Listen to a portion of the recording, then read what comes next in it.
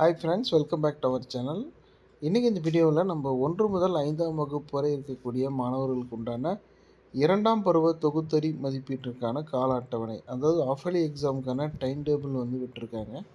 தமிழக அரசால் வெளியாகி இருக்குது. அதற்கான டைம் டேபிள் என்ன அப்படிங்கிறது இந்த வீடியோவில் பார்த்துடலாம்.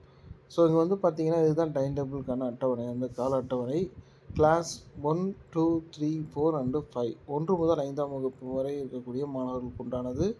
இதில் பார்த்தோம்னா டைமிங் கொடுத்துருக்காங்க. 1ஆம் வகுப்புக்கு காலை 10 to 12, 2ஆம் வகுப்பு 3 ஆகிய 1, 2, 3ஆம் வகுப்புகளுக்கு காலை 10 to 12 டைம் கொடுத்துருக்காங்க. அதாவது மார்னிங். 4 மற்றும் 5ஆம் வகுப்புக்கு ஆஃப்டர்நூன் 2 to 4 o'clock கொடுத்துருக்காங்க. ஓகேங்களா?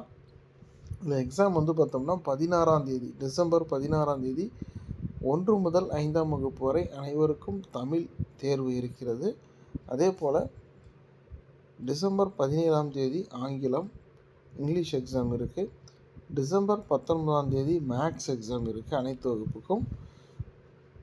டிசம்பர் 20ஆம் தேதி 4 மற்றும் 5ஆம் வகுப்புக்கு அறிவியல் தேர்வும், டிசம்பர் 23ஆம் தேதி 4 மற்றும் 5ஆம் வகுப்புக்கு சமூக அறிவியல் தேர்வும் நடைபெற இருக்குது.